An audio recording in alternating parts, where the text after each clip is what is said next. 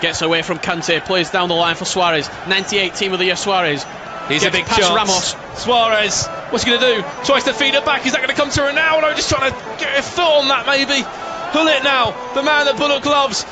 Half turn there from Torres. Vieira back to Suarez on the finesse, and there we have it.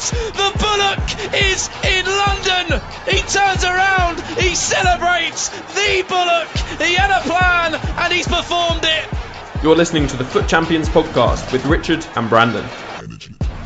What is going on? Welcome back to another week of the FUT Champions podcast. This is week 5 now. Yes, I know there wasn't a show last week, but we were very, very busy then. But we're back for another week. It's a FUTWIZ special this week. Obviously, no Colin this week. He is away again. Wish him all the best. He should be back in the next few weeks. Next to me is that man, Richard Buckley. Richard, good afternoon. Hello, mate. How's it going? Yeah, I'm still, I believe, the last time we talked, Brandon, on this podcast, I said I was under the weather. I'm still under the weather, but we're going to motor on.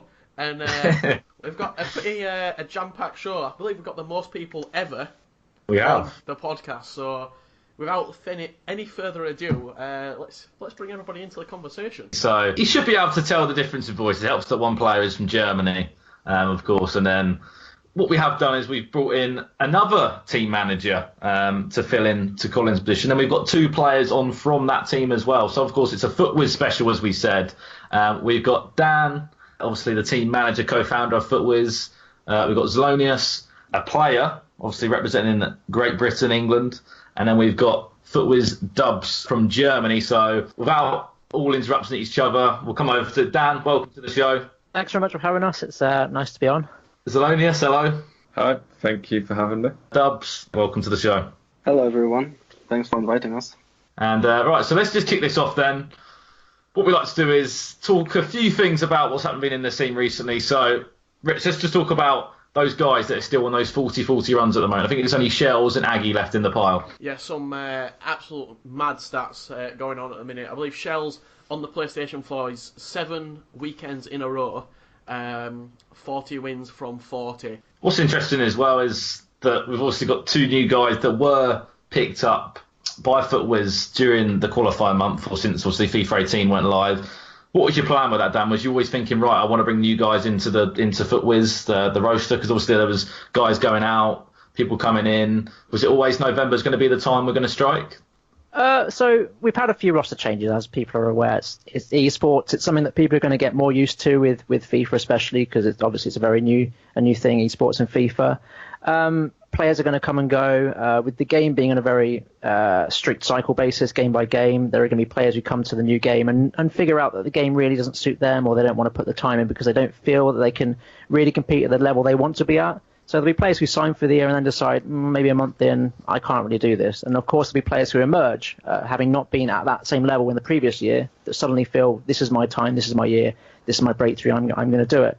So we did have a few players who decided that FIFA 18 wasn't going to be for them, or they were going to take a step back, a couple for health reasons, a couple because they just didn't get on with the game. And it was really just a slow kind of looking out there, getting to know some guys and trying to work out who would be a good fit for what we want to do and go forward and get some stability in the roster and go forward from there. I mean, we weren't looking specifically short term at January. It wasn't qualifying for the event wasn't the be all and end all. Of course, it's a bonus, but we're looking to get some stability, some long term signings, and we're delighted that we managed to get Zelonius and Dubzje on board. And just to anyone out there that doesn't know FUTWIZ, can you just give a brief sort of background about the project, when you came up with the idea, when it was founded, in a quite a short summary if you can? Okay, so before FUTWIZ, I was actually a competitive FIFA player. FUT wasn't really a thing on the competitive scene then, so I was a head-to-head competitive gamer. When I quit that, because I didn't feel I could really compete at that level anymore, I helped moderate the EA forums, and that's where I met Ruin, who's the other half of FUTWIZ, and we were just messing around with the web app and web app views and making players appear differently. So my favorite player at the time was Nicholas Bentner, and he was modifying to make it look like a bronze player or something. And then we just turned it into a tool that other people could use. It turned into a squad builder, turned into a player database, and it really steamrolled from there. Became a thing that people wanted to use. We were lucky enough to make it our careers, our full-time job.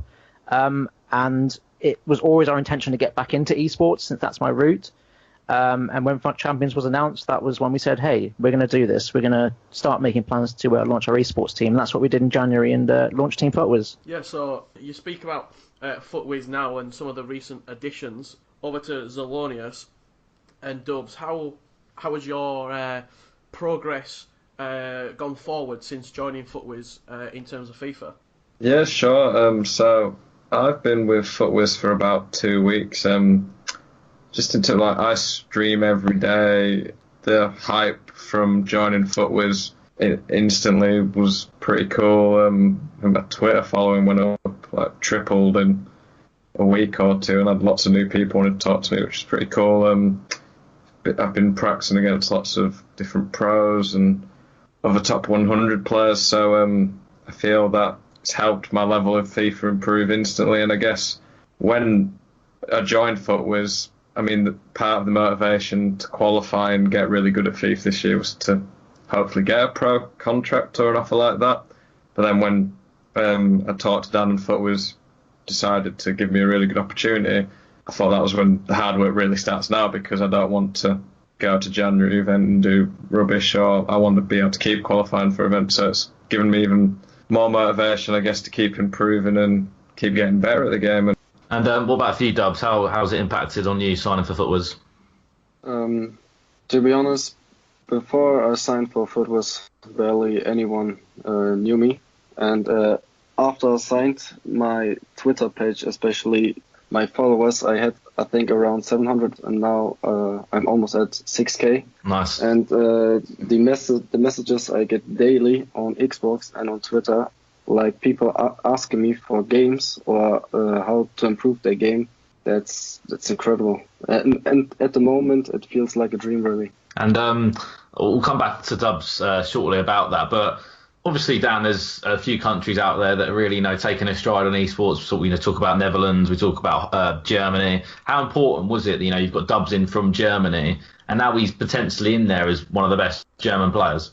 I mean, of course, it's a consideration. You want players from different backgrounds, different countries, and to bring them together into a team environment is really satisfying, I guess. But it wasn't a massive driving factor in signing Dubs. It was more the personality, getting to know him. It was just a chance that we just started talking to each other based on a tweet, which then led to a DM because we had already followed each other. So it wasn't really a thing like, hey, we want to go sign a German player. It was identifying Dubs as an individual, and the fact that he's from such a massive, strong, passionate community, such a German FIFA community. I mean, you see the numbers that the German streamers get. You watch the events, and the chat is full of the passionate German fans. It's an incredibly passionate, driven community. So to have a player representing Germany under our banner is fantastic. It's much like the one of our first pickups earlier in the year. We moved to the rest of the world region and picked up a few Australian players, and we've moved into there further and picked up a honey badger from New Zealand. We really wanted to kind of harness the user base we have and the fan base we have as a brand, and having players from those regions is really beneficial to us as well. And it's obviously really enjoyable to have them at the events playing under our banner. And you spoke about some of the rest of the world players that you've picked up. He finished 30th on the PlayStation 4. Honey Badger, talk to me about him.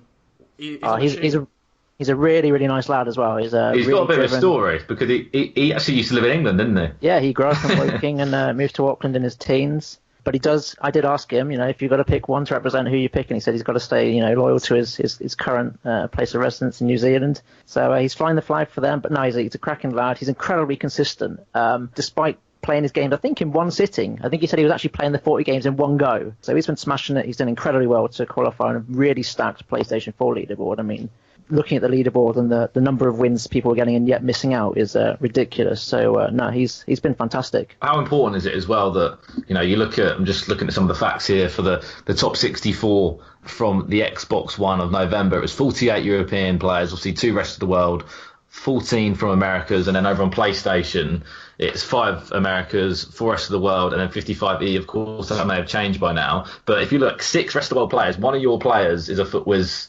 representative in there. Surely you've got to be massively proud. Massively proud, and it's great for the region as well. I think when they announced the new structure, it was always going to be heavily biased towards the Europeans, because that's where the tournament structure are already, that's where the live experience is, and that's where the player bases really are at the top level. But with every event that goes, I mean, you'll see from the FIWC event, you'll see Joey, you'll see Filthy, players like that who went deep in the tournament and got live experience. They'll go back to the Americas region, they'll play against other players, and they'll help raise their levels. And I think the same will happen for the rest of the world region. Like for Honey Badger, he'll go to the live event in January. It's his first taste of a proper live global event, and it will help raise the game of everyone else he plays against in Australia. He'll take it back, they'll practice against each other, and it'll really help benefit the global competitive community as a whole. But one thing I do want to ask the two pros, well, we've got you, and also Dan, you can chip in as well. It's come back up where with the matchmaking and pros cherry picking their games, playing all the games at home, all the games away, using certain kits. What's everyone's opinion on that? Zelonius, we'll start with you. Okay, so during November, I played pretty much most games at home, and then tried to play first weekend of December at home and away as well. And I played quite a few away, and on one of the days, the delay, I think it was the Sunday, I played quite a lot of games in, and the delay, I don't know if it was just a placebo thing, but the delay away from home seemed absolutely terrible. And then I'd play at home, and it wasn't as bad. So I don't know if there's a connection thing. It might just be completely stupid, but I think you get a better connection at home. And the other thing is that different stadiums have different dimensions. So Carrow Road last year, the Norwich one, has the longest pitch on the stadium. So if you counter-attacked and sat deep, and you had pacey strikers, you had more space to get them in behind. It's one thing a lot of people, the actual stadiums do have different pitch dimensions, but it's more like San Siro and the Veltins Arena last year, I think, had terrible shadows on them that it was just almost unplayable. So that's one element, but it is for sure that people play at home because they know there's a better chance of avoiding us. But I've played at home most of last month. I played a few top 100 people, but my opinion on it is that I want to be playing the best people to qualify in the ranked mode, but at the moment you'd be at severe disadvantage if you see, say, the hashtag kits. There's a good chance it might be Harry. The current system doesn't help you. Or it could be me. It could be a very average player in me, which some people seem to do. I know, obviously, me and Richard, I think we both got them, and people obviously leaving because they do expect the worst. I get the same reward for beating. If I beat 40 bronze players, I'd get the same as if I beat 40 top 100 players. But I think what most pros that I talk to say is that they'd like a system where it's a neutral stadium and you don't know if you're home or away, and there's two different colour kits, maybe like red or blue, and you don't know what kit you get until you're in game, so you can't dodge people, if you get what I mean by that. See, the only thing I think with that is I can't see them taking kits out of the game, especially in FUT Champions, when only this year have we added in competitive kits into the game with hashtag Roma, Vitality, and I believe I'm sure the FUTWIZ will be in there very soon. In terms of the current matchmaking, it allows you to, like, you don't want to have to dodge people, but if you know that that person's probably going to be Vitality Rocky, you're not really going to want to play him over a silver player, so to speak. But I think most pros that I talk to want to play against the best people. They don't want to have to do that, but the current rank system's far better than we've had. It's got better this year, I think. It's been improving. Like last year at the start of FUT Champs, I think you could see people's gamer tags, couldn't you? Yeah, you could. Like people, it was so easy to dodge then, and they've improved in the air listening to feedback. Yeah, I would like a way that it's impossible to dodge or cherry pick at all. And Dubs, if you are there, you know, what's your kind of thoughts on how you play your games this year? Do you play home games only? Do you look out for certain kits? Yeah, I play home and away. When I hit my 14-0, I think I played around 35 away games. Because in the first week of FUT Champions this year, I played 2 home games, and both games have been incredibly laggy. And since then, I played away games. But some pros told me that I should play mostly home so that I don't match them.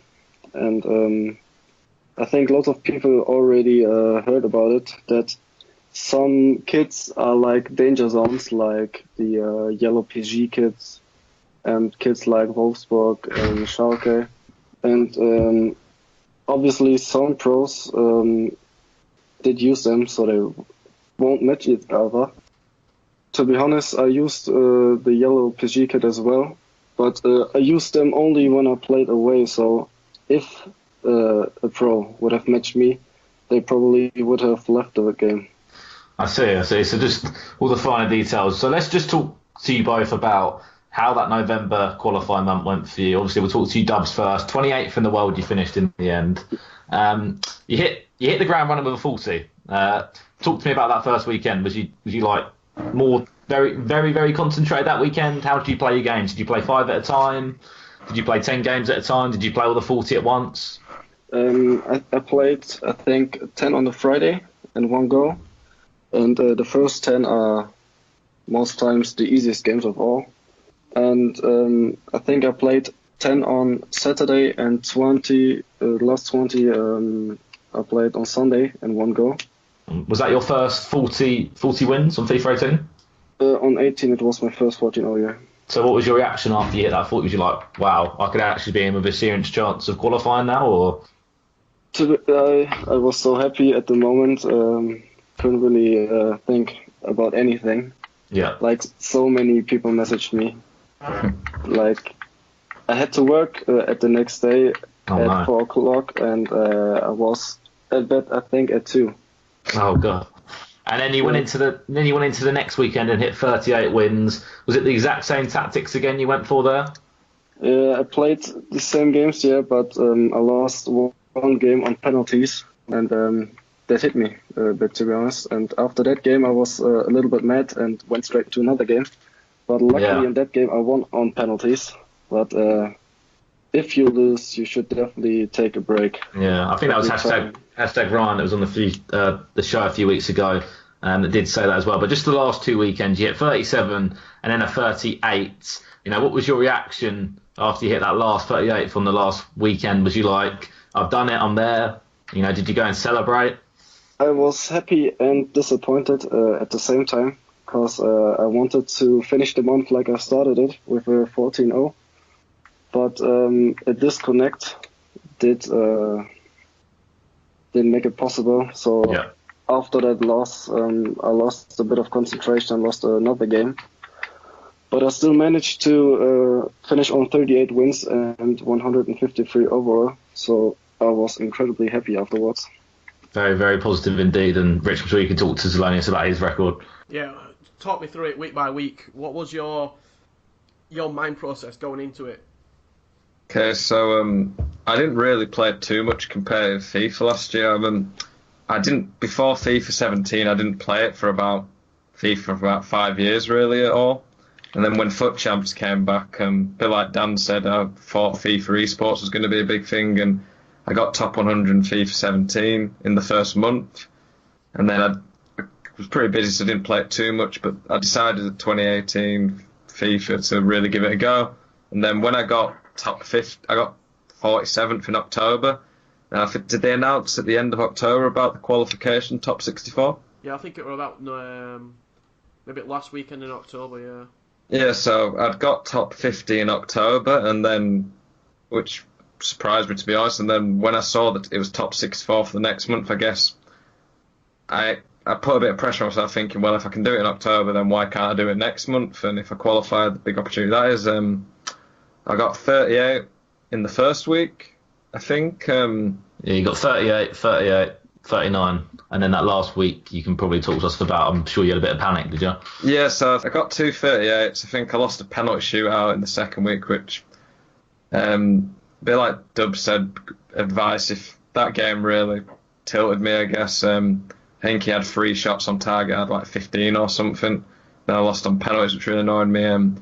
Take a break if you get a loss, because I talk to a lot of people who they go on loss streaks in FUT Champs.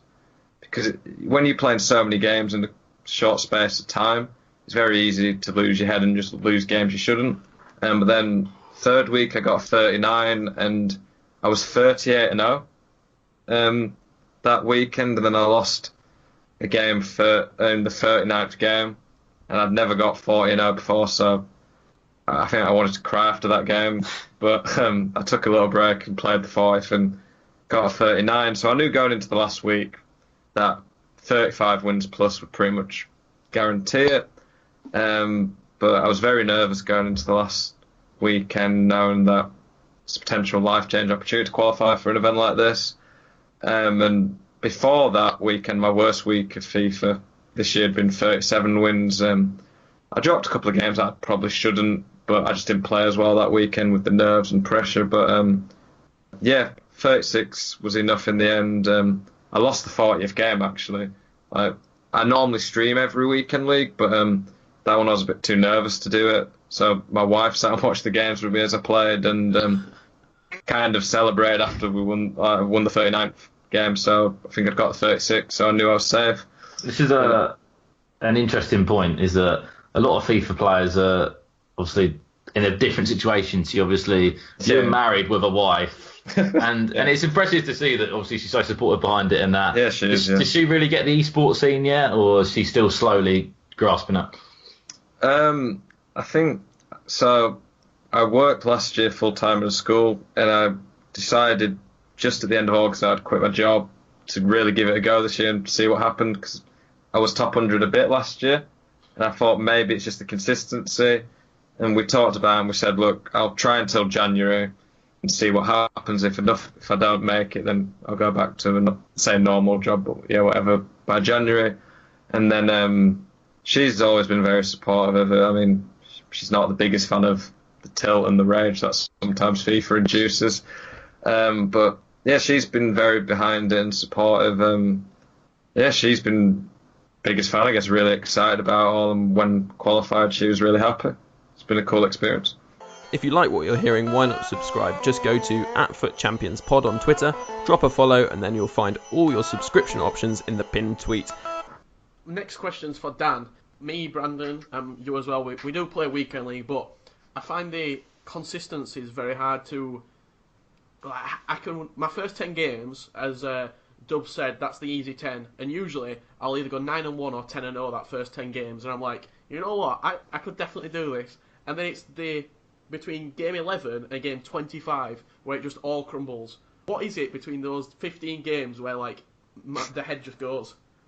I think it's the mentality and the stamina that we don't have that the pros do. They just have the ability to just churn out game after game after game, playing at a high level.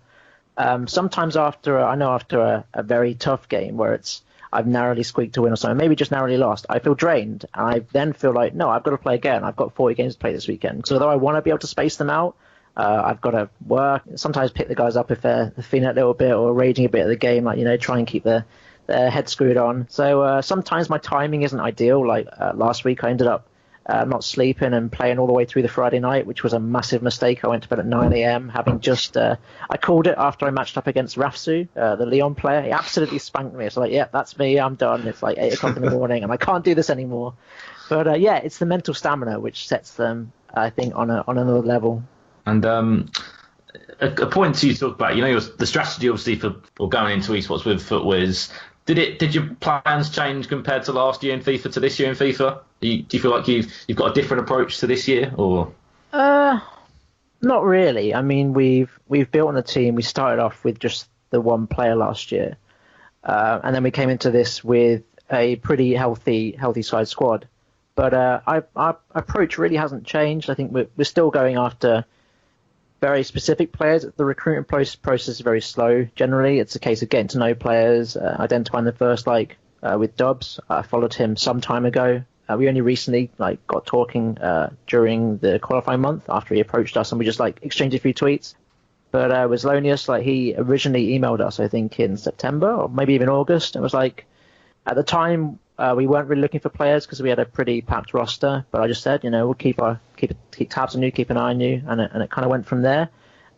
Naturally, maintaining the database and leaderboards we have, I spend a lot of my time staring at that database and the leaderboards. So I've kind of got a good idea just by memory of whereabouts players are. I kind of see their progress week on week, and yeah, it's easy to keep track of players that way as well. That's not a plug for ourselves. That's just me looking at the site every day. Yeah. Which brings me on to, obviously, this isn't just because FUTWIZ are here. Every week we use, or since it's come live for preparation, we do use the leaderboards from the FUTWIZ website, which if you haven't checked out yet, it's a full up-to-date, week-by-week list, who's done what, who's qualified here, after 2 weeks they do, after 3 weeks, how many people are on wins, and that's very good from FUTWIZ. When did that come into play exactly, and when was that a plan? That was a plan, basically as soon as they announced it, we wanted to show leaderboards. And then we managed to get the data from EA's leaderboards themselves they put on their site. And it's a case of keeping up to date manually. Every time a player changes a gamer tag, we've got to be on it and update it on our site and merge the records. So when Rocky and Dax were playing hide and seek during the qualifying month, it was a case of keeping up to date and keep up to date what the gamer tags were and merging with their records. What about Epsilon fully? Was he easy to? No, he was Vladimir Putin pretty quickly and updated it, yeah. But with regards to the teams and the nations, again, that's a manual job as well. It's just keeping up to date on who's moving where, who's representing who, and at the moment we're just building out the nations as well. There's a few gaps, isn't there, between... There is a few gaps. It's a case of really sometimes players reaching out to us or asking a player, hey, do you know where this guy's from or what country he's representing? Because obviously you can go by their place of residence, but it's not always the country they're representing. So, there are a few gaps, but we're hoping to try and close. I think we're doing pretty well on the Xbox side.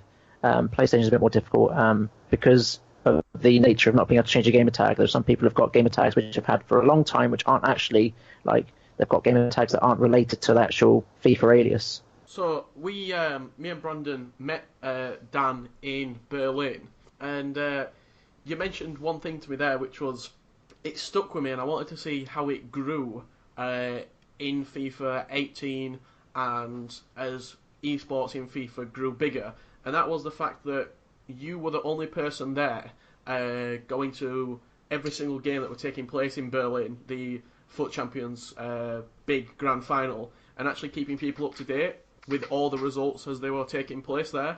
Have you seen a growth in the more journalistic side of FIFA? I know there's some people out there who do profiles on players and try to get to events. Do you think that's going to continue to grow as FIFA gets more and more, gets bigger as an esport? Definitely, yeah. The Berlin thing was funny because I didn't think the coverage was fantastic there. It ended up being me running around the stations, keeping track of scores and live tweeting it. But when we went to the FIWC final in London, you had press teams there, you had sites there. I mean, there's mainstream media there, but there's also press from the FIFA community doing updates and interviews from that side as well.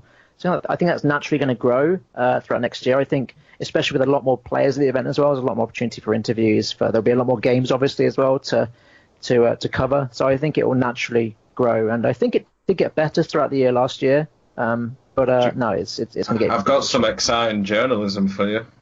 I've just got an email from EA about the event and where it is. For real? Well, there you go. Can we? Do you want me to read the email out to you? Breaking news. Congratulations on qualifying for the FUT Champions Cup, Barcelona. We are very excited to have you join us on the road to the FIFA eWorld Cup. Your excellent in-game performance means you're invited to join us at our first ever event, players for a prize pool of $200,000. Tournament dates, January the 26th, 27th and 28th. 26th, 27th, 28th, so a 3-day event. Yeah, and then it says the next steps to confirm your eligibility, and then, all this. There you go, Barcelona. What we did see from a few guys that we have been trying to chase is that the plan is football in cities. All around, obviously, the world. People were saying Madrid. What was the other one, Rich, you were saying? I said Zagreb just because it's a nice place in Croatia. Well, I read the when it first got announced, the whole competition, at the bottom it said, from Abu Dhabi to Zagreb. Well, what's your thoughts then, lads? You two are going. Well, I was hoping it'd be Madrid if it was Spain, because I've been to Barcelona like 3 times, but Barcelona's a cool city. Hopefully... maybe Lionel Messi might turn up. I don't know. That'd be cool. You think maybe Ronaldo being the cover star? But that's what I thought. I thought maybe Madrid for that reason, but Barcelona's a nice place. So, Barcelona, nice weather, cool place. Yeah, I thought it'd be in Europe because of how many Europeans there are.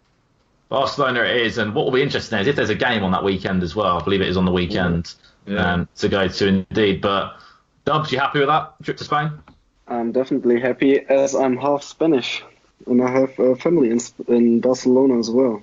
But obviously you'll be there with the guys, Dan. We see some guys, like hashtag and stuff with the gaming houses down the line. Not yet, obviously it's difficult when you've got players all around the world, but could that be an option maybe in years to come? What, for us? Yeah, maybe. I have to watch this space, I'm afraid, on that one. We've got a lot of exciting plans for 2018, and I guess I can talk about it. It's one of the things that I've really wanted to do for a long time. I come from a LAN background, so LAN events and stuff, and it's always been something I wanted to do. I used to work for a company that ran some of the biggest events, the LAN events in the country, so I've got some experience with that as well. So naturally, it was always something that we wanted to do to help our team as well, and just to help us. It's something nice to have. It's a nice space to have. So no, it's absolutely something we're working towards. And now we've just found out the location and the dates for that event.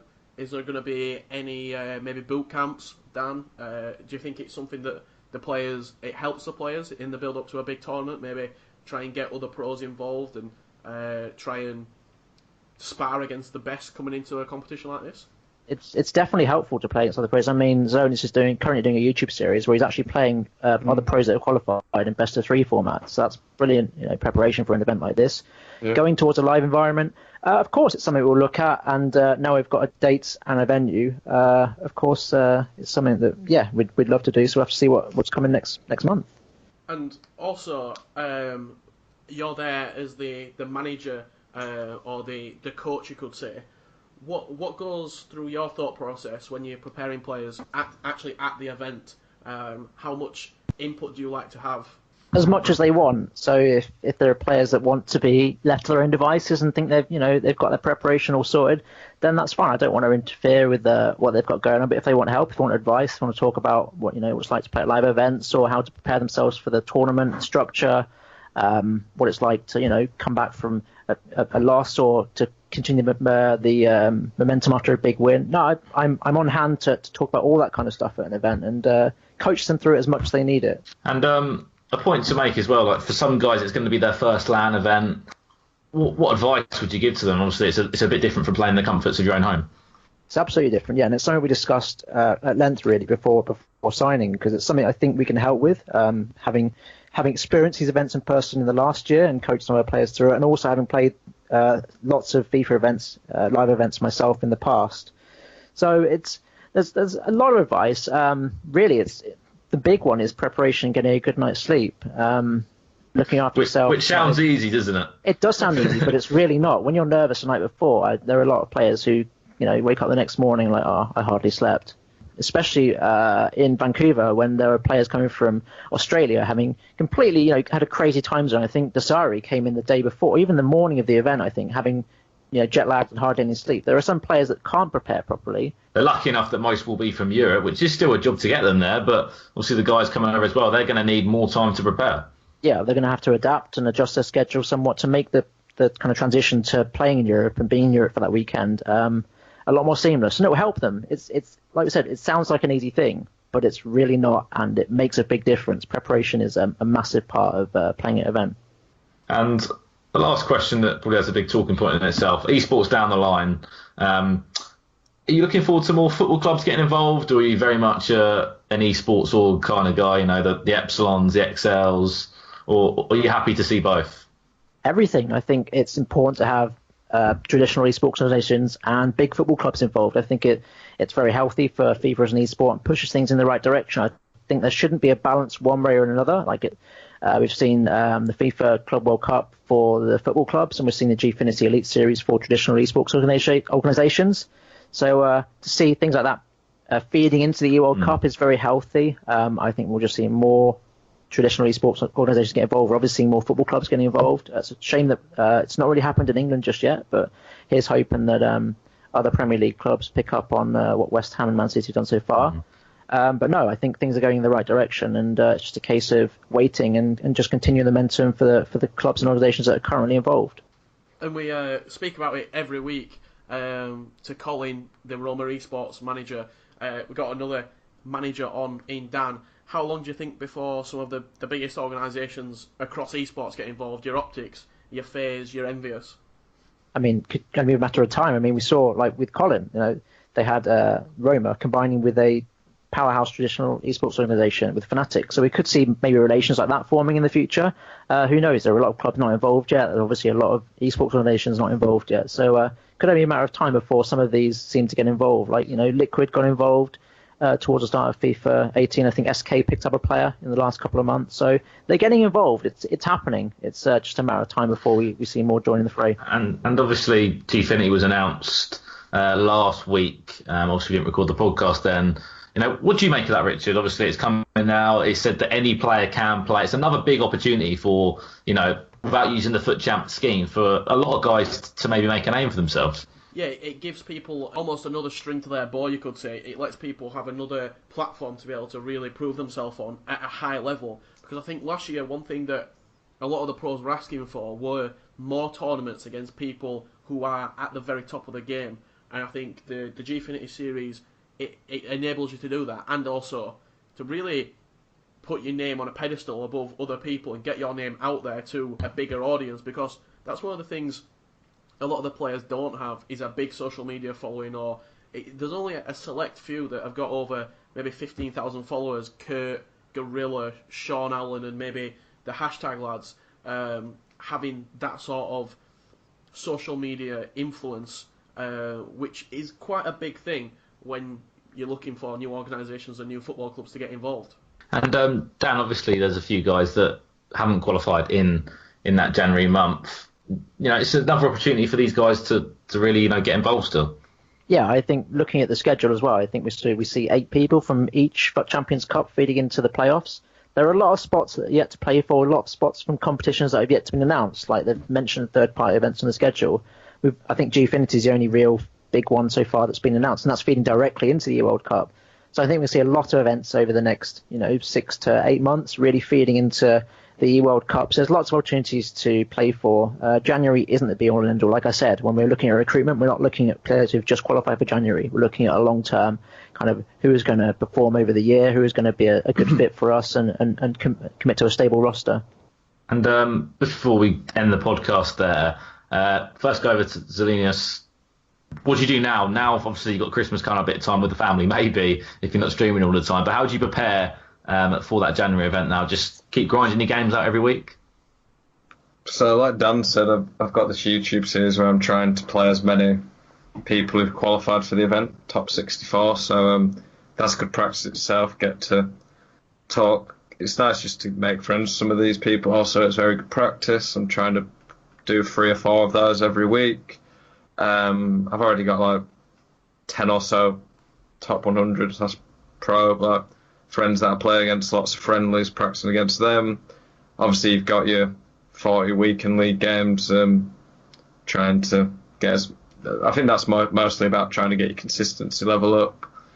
And then I think it's a month and a half, isn't it now? Since it's right at the end of January before probably the few weeks leading up to the event, I'll just be playing as many friendlies as I can against people and trying to make sure I'm entering into the tournament at my absolute best level, I guess. And for you, Dubs, are you training against some of the German players there? Or? Yeah, I'm playing this week against a couple German pros. Like I already talked to Marlot and Flaggo, and both qualified as well. But I play against other pros or top 100 players as well every day. So I guess that's good practice for the event, especially playing against other players who qualified and everything, yeah. Well, perfect. I think that pretty much wraps up the show there. You got anything else to add, Rich? Or?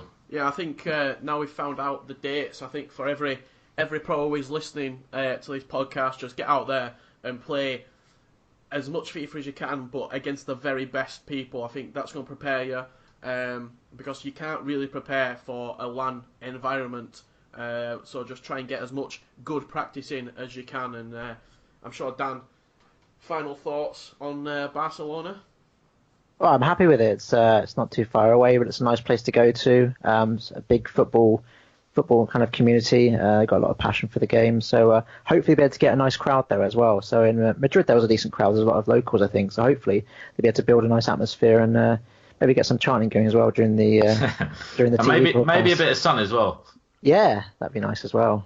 Well, thanks ever so much for being on the show, guys. And of course, it is Dan, FUTWIZ manager, co-founder, Zelonius and FUTWIZ Dubs, obviously 2 players from there as well. If you have enjoyed the show, make sure you do follow us on Twitter at FUT Champs Podcast.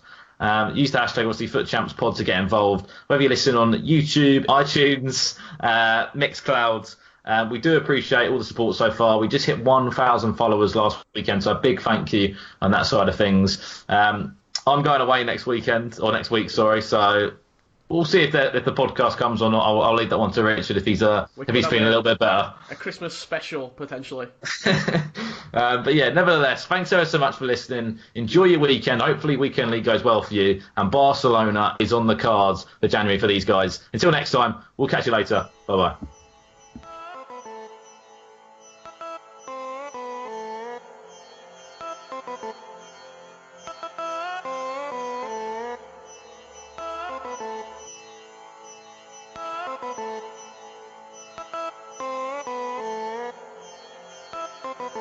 If you like what you're hearing, why not subscribe? Just go to @FUT Champions Pod on Twitter, drop a follow, and then you'll find all your subscription options in the pinned tweet. Oh, and also, while I've got you, why not check out this podcast's more casual older brother, the FUT Weekly Podcast, for in-depth reviews, Team of the Week rundown, content chat, and general FUT discussion.